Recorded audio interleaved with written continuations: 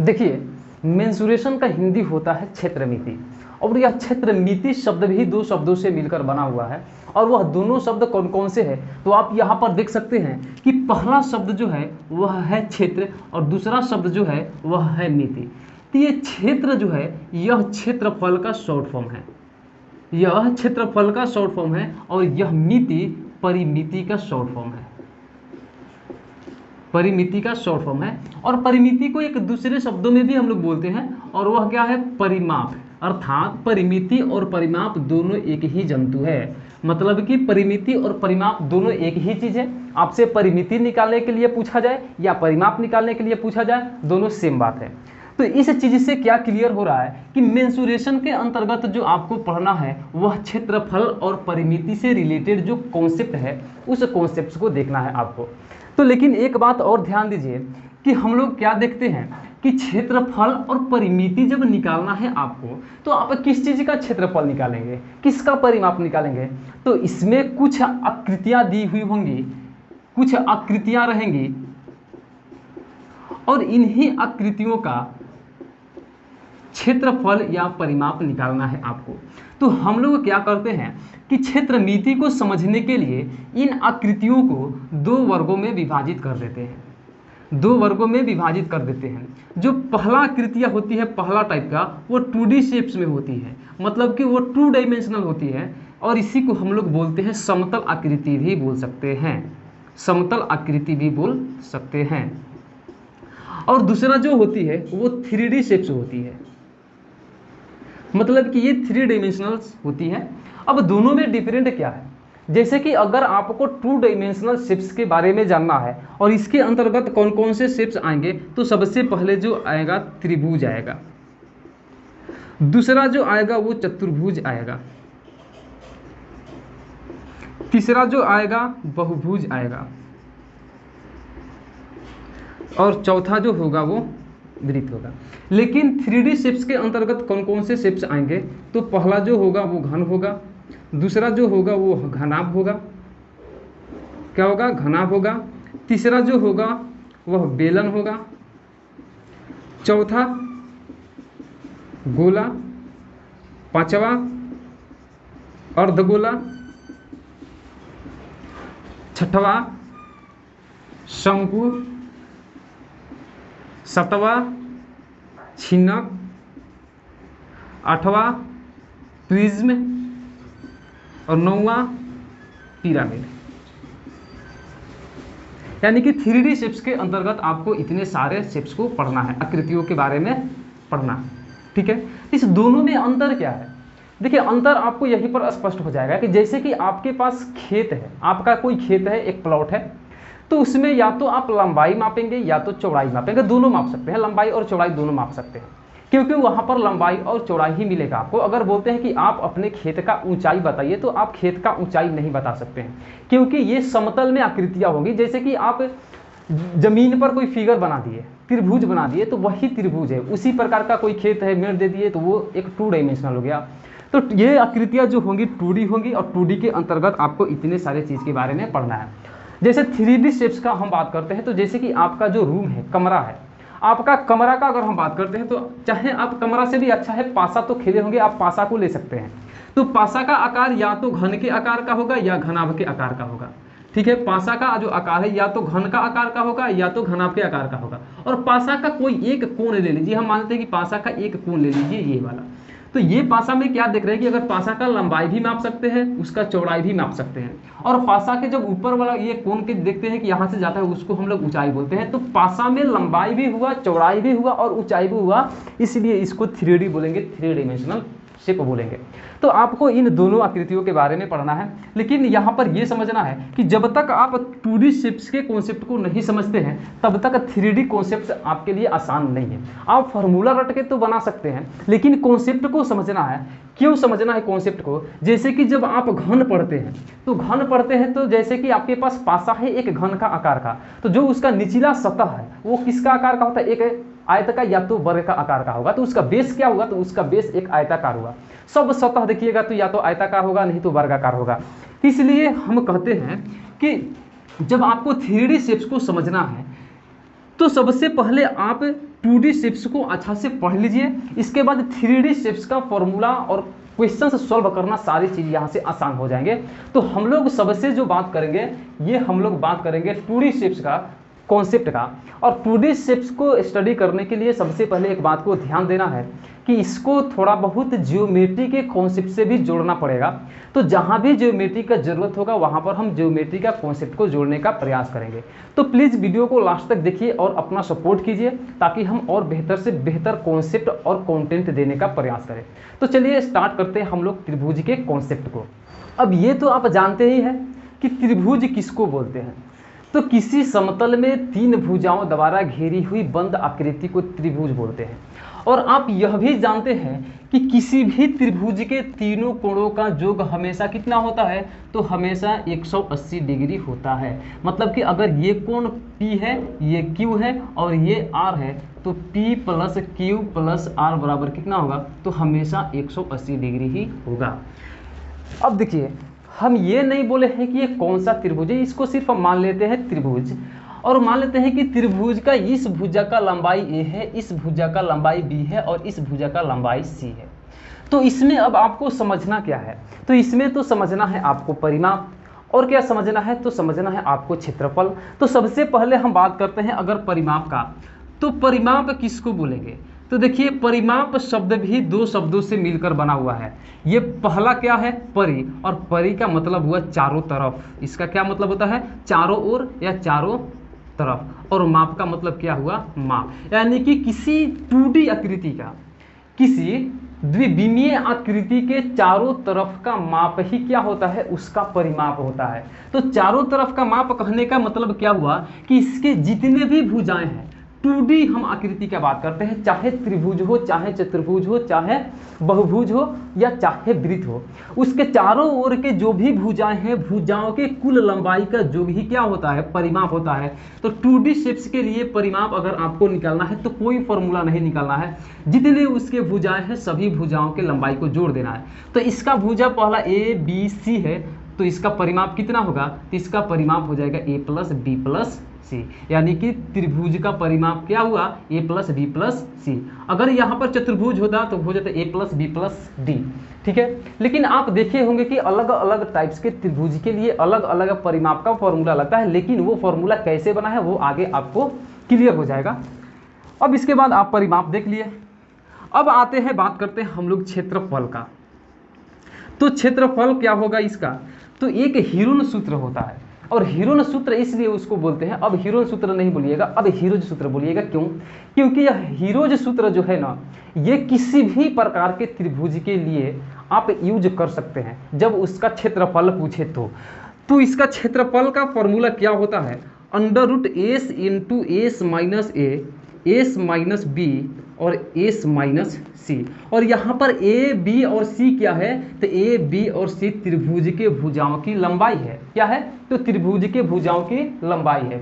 और यहाँ पर S क्या है, तो S यहाँ पर जो है हम लोग इसको बोलते हैं अर्ध परिमाप। तो S यहाँ पर क्या है, अर्ध परिमाप है, किसका, तो त्रिभुज का।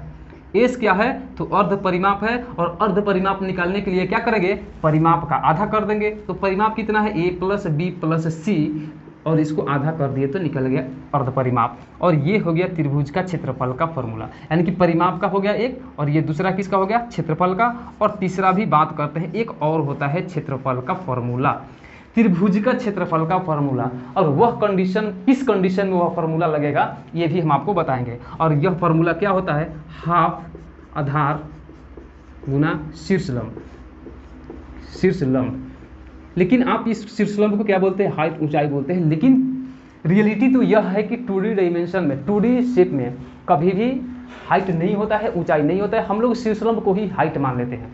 क्यों, जैसे कि आपका खेत का ऊंचाई हम बोले कि होगा, नहीं होगा, यहाँ पर शीर्षलंब होगा। और शीर्षलंब किसको बोलते हैं, कि किसी त्रिभुज के शीर्ष से सामने की भुजा पर डाले गए लंब को हम लोग शीर्षलंब बोलेंगे। तो ये त्रिभुज का शीर्ष है, और इस शीर्ष से इसके सामने के भुजा पर जो लंब डाल देंगे वही शीर्षलंब हो जाएगा। तो उसी को हम लोग बोलते हैं शीर्षलंब, जिसको हम लोग ऊंचाई भी बोलते हैं। तो इसको H से डिनोट हम लोग कर दिए, ठीक है। तो अब यहाँ पर फॉर्मूला क्या बना कि हाफ आधार गुने शीर्षलंब। तो देखिए यहाँ पर आधार किसको आप बोलिएगा, तो शीर्षलंब का आधार हमारा हो चाहिए। तो ये जो शीर्षलंब है, आप ये लंब किस पर है, तो लंब इस भुजा पर है, यानी कि बी पर है। तो ये बी क्या हो गया, तो ये बी इसका आधार हो गया। इसी पर तो ये खड़ा है, तो लंब है, तो ये हमारा क्या हुआ, आधार हो गया। तो एक ये फॉर्मूला बना, और ये दोनों फॉर्मूला किसी भी त्रिभुज के क्षेत्रफल के लिए अप्लाई कर सकते हैं, और ये परिमाप वाला भी किसी भी त्रिभुज के परिमाप के लिए अप्लाई कर सकते हैं, चाहे समबाहु त्रिभुज हो, चाहे समद्विबाहु त्रिभुज हो, चाहे समकोण त्रिभुज हो। ठीक है, अब यहाँ से आपको क्या समझना है कि इस फॉर्मूला को कब यूज कीजिएगा, इस फॉर्मूला को कब यूज कीजिएगा। तो सिंपल सा दिखता है कि जब सभी भुजाओं की लंबाई दिया हुआ है तो ये फॉर्मूला यूज कर सकते हैं। जब त्रिभुज का शीर्षलंब और उसका आधार दिया हुआ हो तो इस त्रिभुज का हम लोग इस एक फॉर्मूला का यूज करेंगे। ये तो आसानी से समझ गए, लेकिन यहीं तक त्रिभुज का कॉन्सेप्ट खत्म नहीं होता है। आप और भी क्वेश्चंस आपको देखने को मिलेगा कि यहाँ से क्वेश्चंस पूछता है कि अंतःवृत्त का त्रिज्या, अंतःवृत्त का त्रिज्या, अंतःवृत्त का त्रिज्या, और दूसरा पूछेगा आपसे बाह्यवृत्त का त्रिज्या, बाह्यवृत्त का त्रिज्या। तो सबसे पहले आपको क्या समझना है कि अंतःवृत्त किसको बोलिएगा और बाह्यवृत्त किसको बोलिएगा। तो अंतःवृत्त आप किसको बोलेंगे, कोई भी 2D शेप्स ले लीजिए। 2D शेप्स का मतलब चाहे त्रिभुज, चाहे चतुर्भुज, चाहे बहुभुज, कोई भी 2D शेप्स ले लीजिए, और उस शेप्स के अगर अंदर कोई त्रिभुज अगर उस शेप के अंदर कोई वृत्त बन रहा है तो वो हमारा अंतःवृत्त होगा, और वह वृत्त उस शेप के सभी भुजाओं को टच करते हुए गुजरेगा। तो इसके सभी भुजाओं को टच कराएंगे, यानी कि जितने भी भुजा होंगे, यहाँ 3 भुजा है तो 3 भुजा को टच किया है, 4 भुजा रहेगा, चतुर्भुज रहेगा तो 4 भुजा को टच करेगा, पंचभुज रहेगा तो 5 भुजा को टच करेगा, तभी वह अंतःवृत्त होगा। तो हम लोग इसको बोलते हैं अंतःवृत्त। तो अंतःवृत्त का त्रिज्या क्या होता है, तो अंतःवृत्त का त्रिज्या आप हमेशा क्या करेंगे कि उस त्रिभुज का क्षेत्रफल निकालेंगे। क्या करेंगे, तो उस त्रिभुज का क्षेत्रफल निकालेंगे। किसका, तो त्रिभुज का क्षेत्रफल निकालेंगे, और फिर उसी त्रिभुज का अर्ध परिमाप से भाग दे देंगे। किससे, अर्ध परिमाप से, यानी कि त्रिभुज का क्षेत्रफल बटा त्रिभुज का अर्ध परिमाप। तो ये उसका क्या निकल जाएगा, तो अंतःवृत्त का त्रिज्या निकल जाएगा। ठीक है, अगर हम लोग बात करते हैं बाह्यवृत्त की त्रिज्या का, बाह्यवृत्त की त्रिज्या का, तो बाह्यवृत्त किसको बोलेंगे, अगर कोई 2D शेप्स का अब बाहर से वृत्त गुजरता है और इसके सभी कोनों को टच करते हुए निकलता है तो उसके हम लोग बोलते हैं बाह्यवृत्त। और बाह्यवृत्त हमेशा किसको टच करेगा, तो उस शेप के कोनों को टच करते हुए गुजरेगा, न कि उसके भुजा को। अगर भुजा को टच करते हुए गुजरेगा तो वह अंतःवृत्त होगा, अगर उसके कोन को टच करते हुए गुजरेगा तो वह क्या होगा, तो वह बाह्यवृत्त होगा। और बाह्यवृत्त की त्रिज्या का जो फॉर्मूला होता है वह फॉर्मूला होता है कि त्रिभुज के तीनों भुजाओं का, अगर इसका भुजा ये ए है, ये बी है, ये सी है, तो इसके तीनों भुजाओं का क्या होगा, गुणनफल, यानी ए गुने बी गुने सी बटा में 4 गुने त्रिभुज का क्या होता है, क्षेत्रफल। तो त्रिभुज का क्षेत्रफल। और ये जितने भी फॉर्मूला आपको मैंने बताया है, ये सारे फॉर्मूला किसी भी त्रिभुज पे अप्लाई करना है। अगर कोई फॉर्मूला मालूम नहीं है आपको, किसी प्रकार का त्रिभुज दे दिया हो, चाहे त्रिभुज का कोई भी प्रकार हो, कोई फॉर्मूला आपको मालूम नहीं है, बस इतना चीज़ को ध्यान में रखिएगा, तो त्रिभुज के कोई भी क्वेश्चंस को आसानी से सॉल्व कर लीजिएगा। क्योंकि चीज़ों को समझना है। अब इसके बाद अब हम लोग जो बात करते हैं तो वो त्रिभुज के प्रकार का बात करेंगे। और जब त्रिभुज के प्रकार का बात करते हैं तो हम लोग क्या करते हैं कि अब हर क्वेश्चंस को आसान बनाने का प्रयास करेंगे, क्योंकि हर जगह पर ये फॉर्मूला लगाएंगे तो कहीं कहीं पर इससे कैलकुलेशन तो बड़ा होता है, लेकिन जहाँ पर कैलकुलेशन आसान हो जाए, जहाँ पर उसका ट्रिक्स बन जाए, वहाँ पर ट्रिक्स भी बनाने का प्रयास करेंगे। तो चलिए अब देखते हैं हम लोग त्रिभुज के प्रकार। देखिए, त्रिभुजाकार जो शेप्स होते हैं वो 4 प्रकार के शेप्स होते हैं। मतलब कहने का यह है कि अगर त्रिभुज का प्रकार का बात करते हैं तो त्रिभुज टोटल 4 प्रकार के होते हैं, जिसमें से हम लोग एक त्रिभुज को देख लिए। और वह त्रिभुज कौन था, तो वह त्रिभुज था विषम बाहु त्रिभुज। हम लोग जिस त्रिभुज का बात किए वह त्रिभुज था विषम बाहु त्रिभुज। क्यों उसको विषम बाहु त्रिभुज हम लोग बोलेंगे, क्योंकि इसका कोई भी भुजा क्या है, आपस में बराबर नहीं है। यहाँ से ही इसका डिफिनीशन मिल जाता है। विषम मतलब भिन्न और बाहु मतलब बाह, यानी कि कोई भी बाह इसका बराबर ना हो, सब विषम हो, सम ना हो, विषम हो, यानी कि कोई भी भुजा बराबर ना हो तो बोलेंगे विषम बाहु त्रिभुज। तो जो हम लोग अभी बात किए वो विषम बाहु त्रिभुज के ही बारे में बात किए। अब हम लोग बात करेंगे समकोण त्रिभुज का। और समकोण का मतलब आप जानते हैं कि समकोण का मतलब 90 डिग्री होता है, यानी कि वैसा त्रिभुज जिसका एक एक कोण 90 डिग्री का हो। तो यह कोण जो है 90 डिग्री का है, यह कोण क्या है, समकोण है, मतलब 90 डिग्री का है। और समकोण के सामने वाले भुजा को हम लोग क्या बोलते हैं, विकर्ण या कोण, विकर्ण या कोण बोलते हैं इसको, ठीक है। अब देखिए, अगर ये भुजा लंब है तो कोई भी, तो अगर ये भुजा लंब है तो लंब किस पे है, इस वाले भुजा पर। अब हम इसका नाम दे देते हैं ए बी सी। अगर ये ए बी भुजा लंब है तो बी सी क्या होगा, आधार, क्योंकि ए बी लंब किस पे है, बी सी पर लंब है, तो ये आधार हो जाएगा। अगर बी सी लंब है तो लंब किस पे है, ए बी पर है, तो फिर ए बी आधार हो जाएगा, ठीक है। तो यहाँ पर ये अगर हमारा लंब है ए बी तो बी सी क्या है, आधार है, ठीक है। अब समझ गए। अब यहाँ से एक पाइथागोरस प्रमेय आप पढ़े होंगे कि पाइथागोरस प्रमेय क्या होता है कि विकर्ण का स्क्वायर, यानी विकर्ण का स्क्वायर, तो विकर्ण कितना है, AC, यानी कि AC का स्क्वायर बराबर लंब का स्क्वायर, मतलब कि AB का स्क्वायर प्लस BC का स्क्वायर, आधार का स्क्वायर। अब यहाँ से अगर आप फॉर्मूला बनाना चाहे, अगर आपको AC निकालना है तो ये फॉर्मूला लगा लेंगे, यानी कि AC स्क्वायर बराबर, AC बराबर क्या होगा, तो अंडर रूट, यहाँ से स्क्वायर हटा देंगे तो AB का स्क्वायर अब प्लस BC का स्क्वायर। अगर आपको मान लेते हैं कि BC निकालना है, तो BC निकालना है तो BC बराबर क्या बनेगा, हमें तो स्क्वायर यहीं पर हटा दिए, तो AC square minus AB square, AC square minus AB square, ये इधर प्लस में था तो इधर आ गया माइनस में, और यहाँ से स्क्वायर हटाए हो तो इसके बदले में रूट चढ़ जाएगा। ऐसे आप किसी का भी मान निकाल सकते हैं, ठीक है। तो ये आप समझ गए कि पाइथागोरस प्रमेय कैसे यूज करना है आपको। अब ये कब यूज होगा, जब समकोण त्रिभुज होगा तब। चलिए अब इसके आगे बात करते हैं हम लोग। अब देखिए, समकोण त्रिभुज के तीनों कोणों का योग कितना होगा, तो इसका भी तीनों कोणों का योग 90 डिग्री होगा। कहें कि कोई भी त्रिभुज हो तो उसके तीनों कोणों का योग हमेशा 180 डिग्री ही होगा। अगर ये कोण अकेले 90 डिग्री का है तो ये दोनों जो कोण बचा, इस दोनों कोणों का योग कितना बचना चाहिए, 90 डिग्री का बचना चाहिए। लेकिन ये नहीं पता है, अगर ये थीटा है तो ये 90 डिग्री माइनस थीटा होगा, ठीक है। लेकिन यहाँ पर अगर हम बात करते हैं तो समकोण त्रिभुज भी दो प्रकार के होता है। कौन कौन होता है, तो एक हम लोग बोलते हैं समद्विबाहु समकोण त्रिभुज, समद्विबाहु समकोण त्रिभुज, समद्विबाहु समकोण त्रिभुज, समकोण त्रिभुज, और दूसरा विषम बाहु समकोण त्रिभुज, दूसरा विषम बाहु समकोण त्रिभुज, समकोण त्रिभुज, जो कि हम इसी को मान लेते हैं कि ये विषम बाहु समकोण त्रिभुज ही है, ठीक है।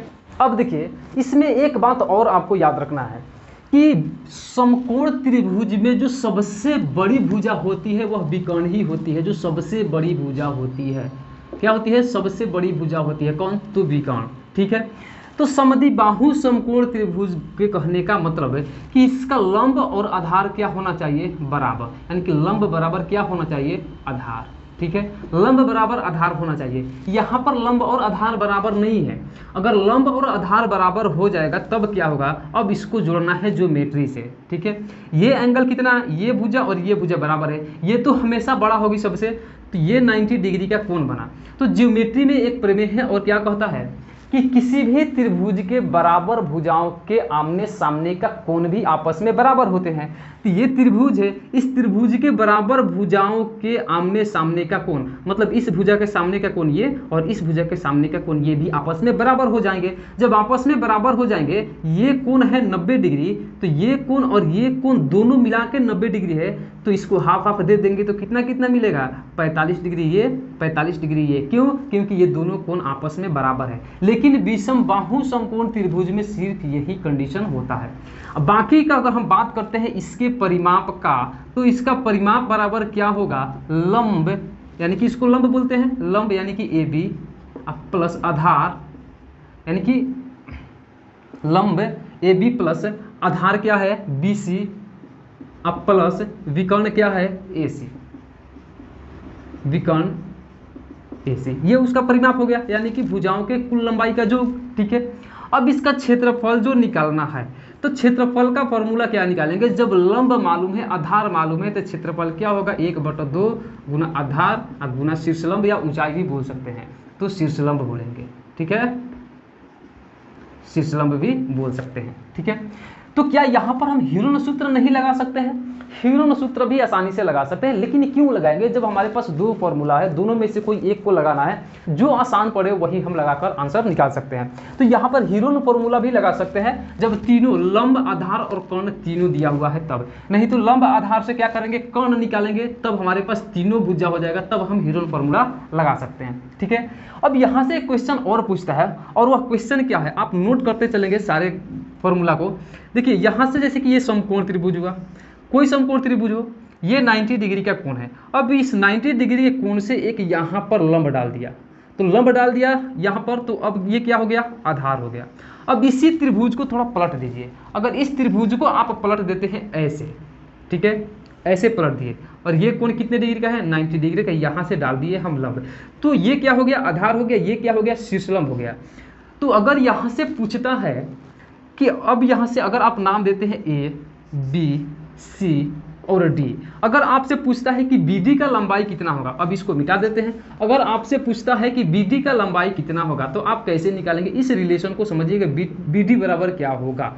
तो देखिए इस त्रिभुज का क्षेत्रफल हम दो तरीका से निकाल सकते हैं। क्यों, क्या होता है त्रिभुज का क्षेत्रफल 1/2 गुना आधार गुना शीर्षलंब या ऊंचाई। तो आधार पहला क्या है, BC है, तो BC ले लिए, लंब किस कौन है, तो AB है। तो एक तरीका यह हो गया क्षेत्रफल निकालने का। ठीक है, दूसरा तरीका क्या है कि ये भी तो शीर्षलंब है, जब त्रिभुज को उलट रहे हैं ऐसे, तो ये भी तो शीर्षलंब है, तो दूसरा हमारा जो क्षेत्रफल निकलेगा 1/2 गुना, अब आधार क्या मिलेगा, AC मिलेगा, इसके बाद शीर्षलंब क्या मिलेगा, BD मिलेगा। अब एक ही त्रिभुज का दो क्षेत्रफल होगा, तो दोनों क्या होगा, बराबर हो जाएगा। अब 1/2 से 1/2 कट गया, आपको वैल्यू किसका निकालना था, BD का। आपको जिसका वैल्यू पूछे आप उसका वैल्यू यहाँ से निकाल सकते हैं, यहाँ पर कोई प्रॉब्लम नहीं है। तो यहाँ से आपको क्या निकल के आया, तो BD बराबर क्या मिला आपको, AB गुना BC बटा में AC, यानी कि AB गुना BC बटा में पूरा AC कर देना है। बात सिंपल सा समझ गए। ठीक है, अब यहाँ पर हम लोग बात करते हैं, इसका क्षेत्रफल का भी बात कर लिए, परिमाप का भी बात कर लिए। अब इसका हम लोग बात करते हैं क्या, तो अंतःवृत्त का त्रिज्या, अंतःवृत्त की त्रिज्या। तो अभी हम बताएं कि अंतःवृत्त का त्रिज्या निकालने के लिए क्या करेंगे कि त्रिभुज का क्षेत्रफल निकालेंगे। त्रिभुज का क्षेत्रफल में उसके अर्ध परिमाप से भाग दे देंगे तो त्रिज्या निकल जाएगा किसी भी त्रिभुज के लिए। लेकिन अगर डायरेक्ट बनाना है, शॉर्ट में बनाना, तो आप इसके लिए एक ट्रिक है वो भी याद कर सकते हैं। P हम लोग किसको बोलते हैं, परपेंडिकुलर लंब को, यानी कि इसको हम लोग लंब को इंग्लिश में परपेंडिकुलर बोलते हैं P, प्लस हम लोग आधार को क्या बोलते हैं इंग्लिश में, बेस, यानी कि P+B, माइनस इस विकर्ण को क्या बोलते हैं, हाइपोटेनियस, तो इसको -h/2। ठीक है, अगर बाह्य वृत्त का त्रिज्या पूछता है तो उसका फॉर्मूला क्या होगा, बाह्य वृत्त की त्रिज्या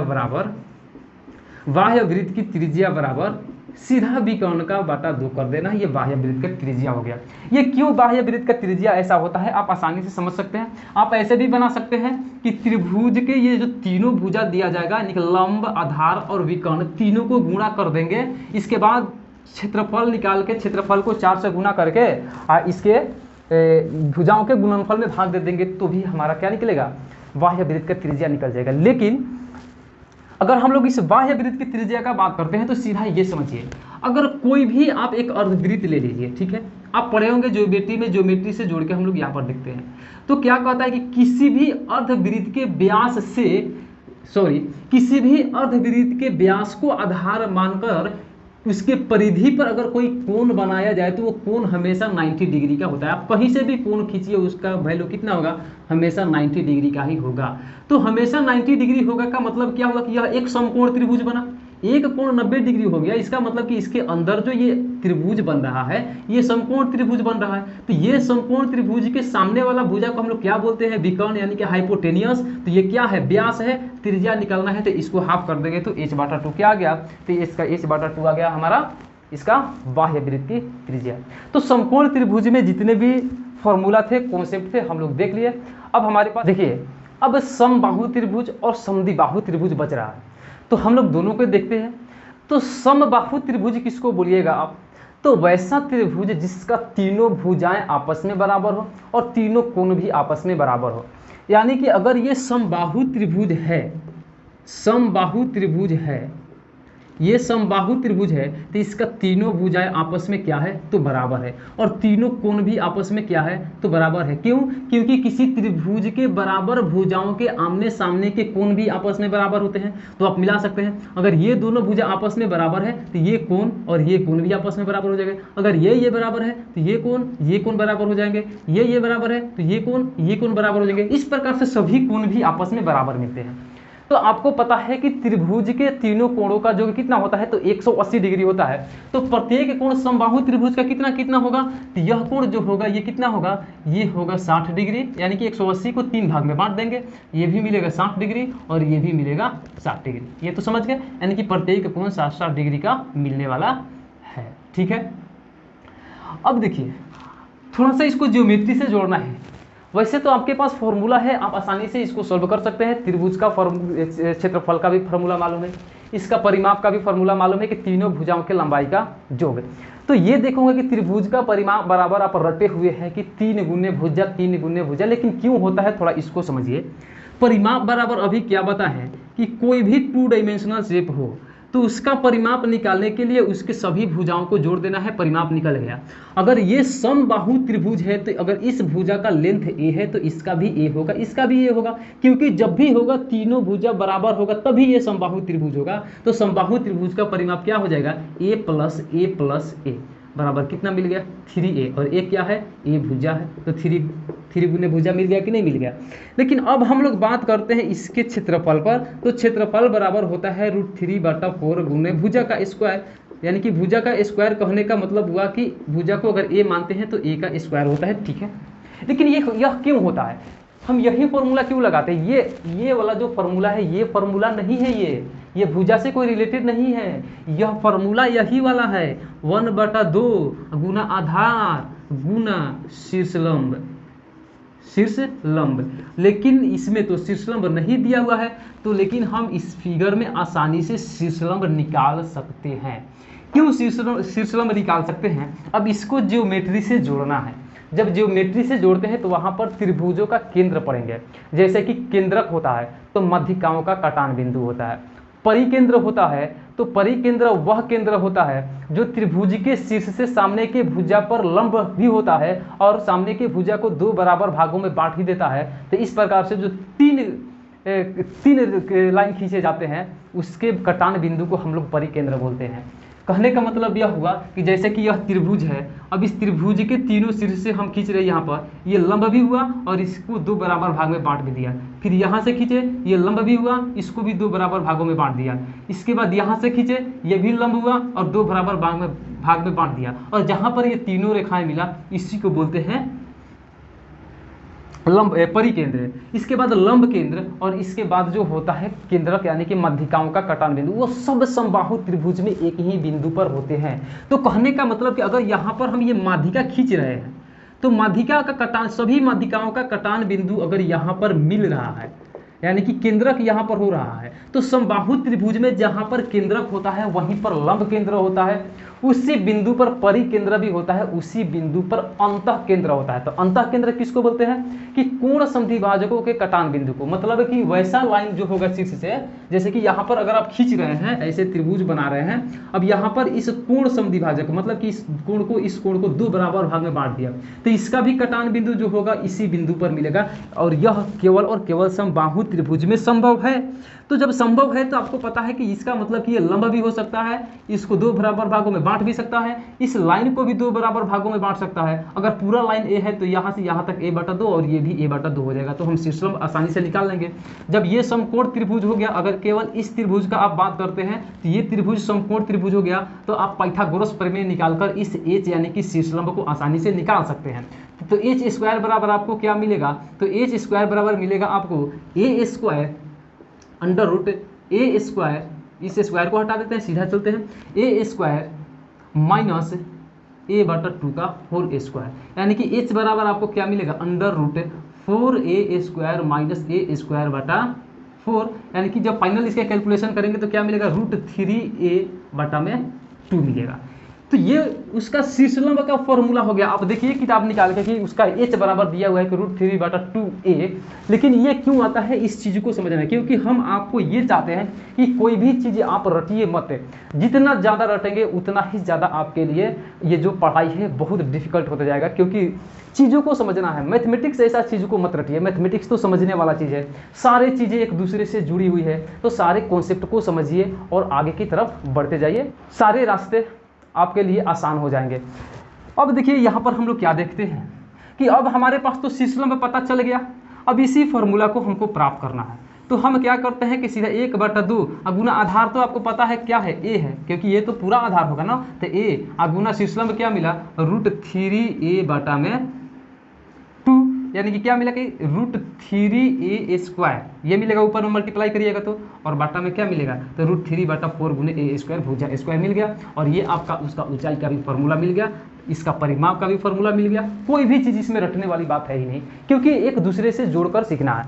अब इसके बाद हम लोग करते हैं किसका, इसके अंतःवृत्त का त्रिज्या, अंतःवृत्त का त्रिज्या। तो अंतःवृत्त का त्रिज्या का मतलब क्या होता है कि त्रिभुज का क्षेत्रफल, तो त्रिभुज का क्षेत्रफल कितना होता है, तो त्रिभुज का क्षेत्रफल होता है 3/4 गुना a², अब बाटा में अर्ध परिमाप, तो अर्ध परिमाप यहाँ से निकालेंगे तो क्या मिलेगा √3, यानी कि 3a/2 मिलेगा, क्योंकि परिमाप कितना है 3a, तो अर्ध परिमाप कितना मिलेगा 3a/2। अब यहाँ से 2 दूनी 4 कट गया, ठीक है, तो अब आपको यहाँ से क्या मिलेगा, और a से a कटेगा तो √3a/2 × 3 मिलेगा। अब हम लिख सकते हैं √3 गुना a/, इस 2 गुना 3 को क्या लिख सकते हैं √3 × √3 नहीं लिख सकते हैं, जब इसको मल्टीप्लाई करेंगे तो फिर क्या मिल जाएगा 3 मिल जाएगा, यानी कि ये √3 से √3 कट जाएगा, फिर आपको क्या मिलेगा यहाँ से a/2√3। आप किताब निकालिए देखिए, और यह फॉर्मूला दिया हुआ है कि नहीं, अंतःवृत्त का त्रिज्या समबाहु त्रिभुज का। अगर बाह्य वृत्त का त्रिज्या आपको निकालना है तो बाह्य वृत्त का त्रिज्या क्या होगा, तो ये भी आपको पता है कि तीनों भुजाओं का गुणनफल, यानी कि तीनों भुजा कितना है a गुना a, ये क्या निकाला है तो बाह्य वृत्त का त्रिज्या, बाह्य वृत्त का त्रिज्या है, ठीक है, त्रिज्या बराबर a गुना a बाटा में, अब क्या होता है 4 गुने त्रिभुज का क्षेत्रफल, तो √3/4 गुना भुजा का स्क्वायर, ये 4 से 4 कट गया, ये a² मिलकर 2 को काट देगा, क्या मिला a/√3। आप किताब निकाल के देखिए ये दिया हुआ है कि नहीं। तो कहने का मतलब है कि जो पहला फॉर्मूला टोटल बताए थे वो किसी भी त्रिभुज पर आप अप्लाई कर सकते हैं, इसमें कोई दो राय नहीं है, लेकिन हमको क्वेश्चन को आसान बनाने के लिए सभी फॉर्मूला को हम लोग यहीं पर सॉल्व कर लेते हैं और उसको याद कर लेते हैं, तो वही उसका फॉर्मूला हो जाता है, वही उसका ट्रिक हो जाता है। इसलिए आप कॉन्सेप्ट को समझिए। इसके बाद हम लोग आते हैं समद्विबाहु त्रिभुज पर, जो कि लास्ट है। तो आइए देखते हैं समद्विबाहु त्रिभुज को। देखिए अब समद्विबाहु त्रिभुज किसको बोलेंगे, इसका डिफिनीशन भी इसी के नाम में छिपा हुआ है, समद्विबाहु त्रिभुज। समद्विबाहु त्रिभुज, सम मतलब क्या हुआ बराबर, द्वि मतलब 2, अब बाहु मतलब यानी कि बाहु मतलब भुजा, यानी कि जिस त्रिभुज का 2 भुजा बराबर हो वो समद्विबाहु त्रिभुज होगा। यानी कि अगर ये भुजा a यूनिट है तो ये भुजा भी a यूनिट है। अब ऐसा नहीं कि ये भी हो सकता है, लेकिन हम अपने से माने हैं कि ये भुजा a यूनिट, ये भुजा भी a यूनिट, लेकिन ये भुजा b यूनिट होगा, क्योंकि कोई 2 भुजा ही आपस में बराबर होना चाहिए।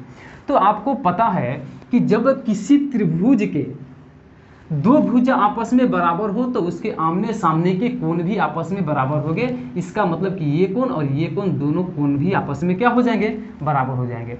ठीक है, अब यहाँ तक क्लियर हो गया। अब इसका हम लोग बात करते हैं क्षेत्रफल का।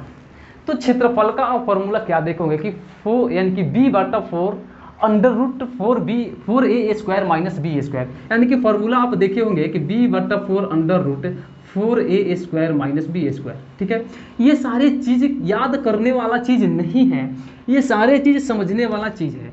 अगर हम बात करते हैं इस समद्विबाहु त्रिभुज का, ठीक है, समद्विबाहु त्रिभुज का ये भुजा और ये भुजा बराबर है, तो सेम इसको ज्योमेट्री से जोड़िए। जब यहाँ से यहाँ तक समद्विबाहु त्रिभुज में लंब समद्विभाजक काट दिया हम, यानी कि ये लंब भी है समद्विभाजक भी है, तो इसको हम लोग क्या बोलते हैं परिकेंद्र, यानी कि लंब समद्विभाजक को हम लोग क्या बोलते हैं परिकेंद्र।